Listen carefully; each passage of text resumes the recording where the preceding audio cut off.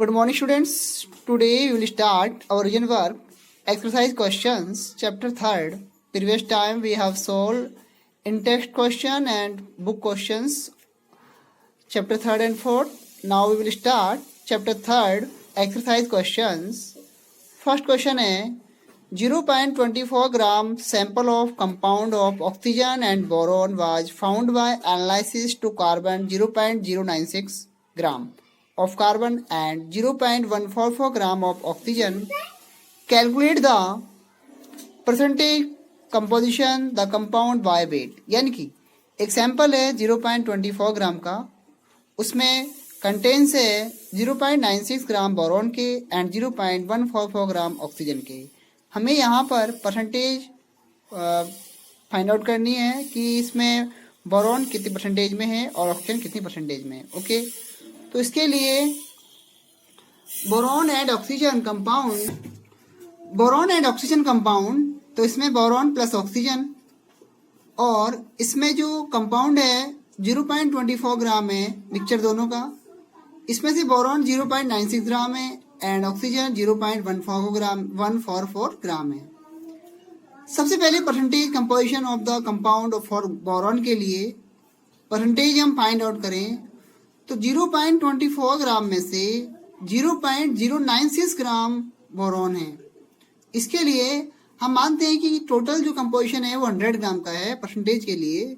तो इसलिए हमें इसकी परसेंटेज निकालने के लिए बोरॉन की जो परसेंटेज है, बोरॉन की जो क्वांटिटी है अपॉन में टोटल क्वांटिटी इनटू 100, तो कितना आया 40%. ओके, 24 फॉर जा 96 और इसके बाद में 40% इसके अंदर है. फॉर ऑक्सीजन 0.24 ग्राम में से 0.144 ग्राम ऑक्सीजन है. 100 ग्राम मानते हैं हम और 100 ग्राम में से कितनी होगी, मतलब 100 ग्राम में से कितना होगा, तो 0.144 ग्राम है, 0.24 ग्राम्स हैं टोटल है इनटू 100, तो ये कितना आया 60 ग्राम. तो हमें परसेंटेज निकालनी, परसेंटेज के लिए 100 से मालूम ही है आपको, तो 60 ग्राम तो ऑक्सीजन आया और 40 जो परसेंटेज है इसका बोरॉन है, 60% इसका ऑक्सीजन है. जो नेक्स्ट क्वेश्चन है उसमें है when 3 gram of carbon is burned in 8 gram oxygen, यानी कि 3 ग्राम कार्बन के जलने के लिए 8 ग्राम ऑक्सीजन की रिक्वायरमेंट होती है. 11 gram carbon dioxide is produce और 11 ग्राम जो कार्बन डाइऑक्साइड प्रोड्यूस होती है. What mass of carbon dioxide will be formed when 3 gram of carbon is burned in 50 gram of oxygen? Which law of chemical combination will govern your answer? इसमें हम देखते हैं question के according the reaction of burning of carbon in oxygen में be written as C plus O2. ये reaction है C plus O2 equal to CO2. 1 mole carbon और ये 1 मोल ऑक्सीजन है. कार्बन का जो एटॉमिक मास है 12 ग्राम है एंड ऑक्सीजन का O2 है, O2 यहाँ पर, तो एक O2 के एटम का होता है 16, तो 2 के लिए होगा 32 ग्राम्स और CO2 का जो मास होगा वो होगा 44 ग्राम, क्योंकि कार्बन के लिए 12 एंड ऑक्सीजन के 2 एटम्स हैं, तो यहाँ पर कितने हुए 32, तो 44 ग्राम. यानी कि यहाँ पर हम चलें कि भाई 3 ग्राम के लिए रिक्वायरमेंट है, तो इसमें it's so that 12 gram of carbon dioxide in 32 gram oxygen to form 44 grams, यानी कि 12 ग्राम 12 ग्राम कार्बन से 32 ग्राम ऑक्सीजन कंबाइंड होती है, तो 44 ग्राम CO2 बनती है. अब इस क्वेश्चन में हमें दिया हुआ है कि therefore 3 gram of carbon react with 8 gram oxygen.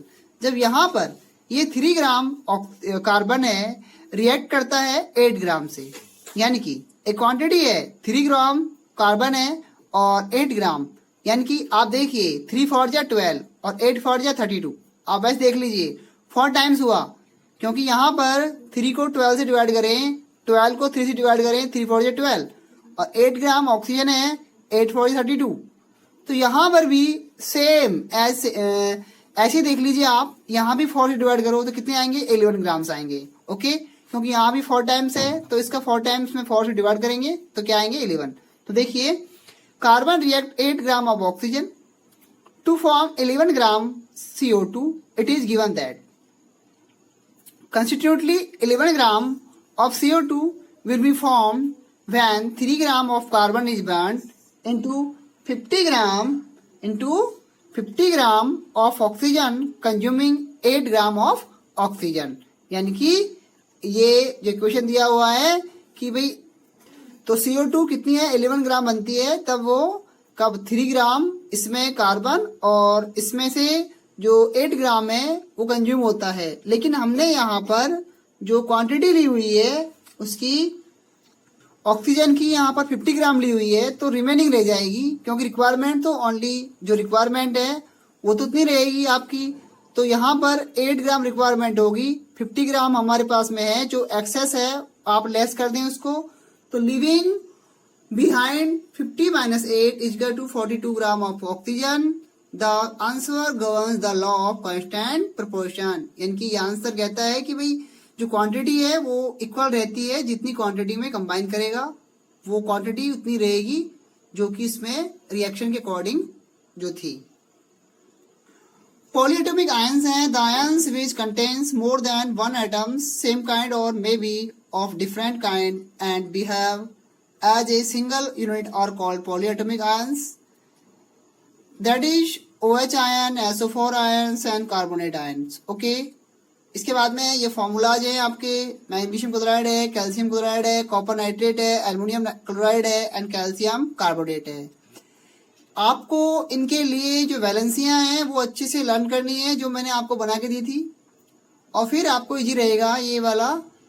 आपसे कोई क्वेश्चन आ जाता है कि भाई इसमें पूछ लेते हैं कि भाई MgCl2 में Mg की वैलेंसी कितनी होगी, तो आपको यहाँ पर फॉर्मूला दिया हुआ है, कुछ भी दे सकते हैं, जैसे MgCl2 तो Mg की वैलेंसी +2, यहाँ पर 2 होगी यहाँ पे। ऐसे ही मान लो दे दिया Y, कुछ भी दे दिया आपको बना के, जैसे एक फॉर्मूला दिया है Y2O5, तो आपसे पूछा जाता है कि यहाँ पर Y की वैलेंसी क्या है, तो यहाँ पर Y की वैलेंसी कितनी होगी आप बताइए।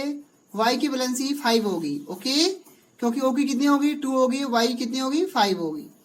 अगर आपसे पूछता है ऐसे क्वेश्चंस में तो इसका आंसर 5 आता है। MgCl2 का बना देंगे हम, Mg की 2 होती है, Cl की 1 होती है, तो क्या बनेगा MgCl2 क्रॉस मल्टीप्लाई में जाएगा ये वाला। और ऐसे ही कॉपर कैल्शियम ऑक्साइड है एंड कॉपर नाइट्रेट है, कॉपर नाइट्रेट की -1 होती है एंड कैल्शियम कार्बोनेट है। ओके, एक ये रह गया था पॉलीएटॉमिक आयंस है the ions which contains more than one atom same kind of may be of different kind and behave as a single unit और called polyatomic ions, that is hydroxide ion and sulphate ion and carbonate ion. Okay, give the name of the elements present in the following compounds quicklime, hydrogen bromide and baking powder and potassium sulphate. Quicklime होता है CaO, hydrogen bromide होता है HBr and baking powder होता है NaSCO3, sodium hydrogen carbonate and potassium sulphate होता है K2SO4। यहाँ पर K वैलेंसी +1 होती है, SO4 की -2 होती है, तो बनेगा K2SO4। इसके बाद में जो क्वेश्चंस हैं आपके, आप देख रहे हैं 6 क्वेश्चन में, calculate the molar mass of the flowing substance. Ethene है, सल्फर मॉलिक्यूल है एंड फॉस्फेट मॉलिक्यूल है एंड हाइड्रोजन क्लोराइड है, नाइट्रिक एसिड है। तो इनके लिए फर्स्ट क्वेश्चन में देखता हूँ, एथीन के लिए C2H2 है, एथाइन है सॉरी, एथाइन के लिए C2H2 है, तो यहाँ पर C के मॉलिक्यूल 2 है, यहाँ पर C2 × 12, हाइड्रोजन के सॉरी कार्बन के एक जो एटम है उसका जो मास होता है 12 है, प्लस में 2 × 1 तो कितने आए 26 आए। ऐसे ही जो क्वेश्चन हैं इसके हो जाएंगे।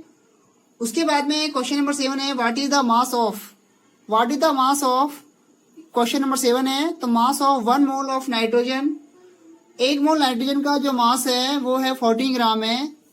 नेक्स्ट क्वेश्चन में हमें दिया हुआ है कि यहाँ तो नेक्स्ट क्वेश्चन है वो ये होता है कि भाई 4 मोल ऑफ एल्युमिनियम एटम्स, तो एल्युमिनियम के 4 एटम्स का निकालना है हमें, तो एक जो एटम है उसका 27 होता है, इसका दिया हुआ है हमें क्वेश्चन में दिया हुआ है 27 दिया हुआ है, आप देख रहे हैं ये वाला 27 है, आप देख रहे हैं। तो 4 के लिए 27 × 4 तो कितने आएंगे 108। क्वेश्चन नंबर 8 में convert into moles, very most question है, 12 ग्राम of oxygen gas and 20 gram of water and 22 gram of CO2। इसमें जो फर्स्ट है भाई, जो ऑक्सीजन होती है, ऑक्सीजन गैस है O2 फॉर्म में, एक ऑक्सीजन का एटम होता है 16 होता है, 2 का हो जाएगा 32, और 32 gram of gas, 32 gram of oxygen gas is to 1 mole, then 12 gram के लिए हो जाएगा 12/32। ओके, 12 ग्राम के लिए 32, क्योंकि देखो 32 ग्राम में होते हैं 1 मोल्स, 1 ग्राम में होंगे 1/32 मोल्स, एंड 12 ग्राम में होंगे 12/1/32 इंटू 12, तो क्या आएंगे 12/32। सिंपल क्वेश्चन है आपका, तो 0.375 मोल। ऐसे ही अगला क्वेश्चन है 18 gram of water 1 mole then 20 gram of water. तो देखिए 18 ग्राम ऑफ वाटर है, 18 ग्राम ऑफ वाटर में 1 मोल है, ठीक है, क्योंकि वाटर का जो एटॉमिक मास है 18 है। इसके बाद में जो 1 ग्राम में होगा 1/18 और 20 ग्राम में होगा इंटू 20, तो कितने आए 1.111।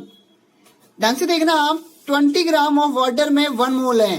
ओके, क्योंकि वाटर का जो एटॉमिक मास होता है, जो मॉलिक्यूलर मास है वो 18 होगा, 2 इसमें हाइड्रोजन है, 1 ऑक्सीजन है, तो 18 ग्राम वाटर है 1 मोल।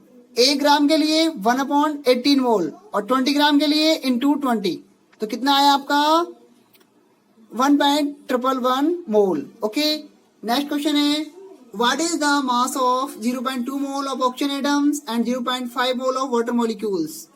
तो यहाँ पर भी आपने पहले भी किया था कि 0.2 मोल्स हैं 16 ग्राम के लिए, 16 से मल्टीप्लाई करेंगे आप, क्योंकि ऑक्सीजन जो है ओनली एटम है ऑक्सीजन का, तो एटम के लिए 16 आएगा, अगर गैस होता 32 आता।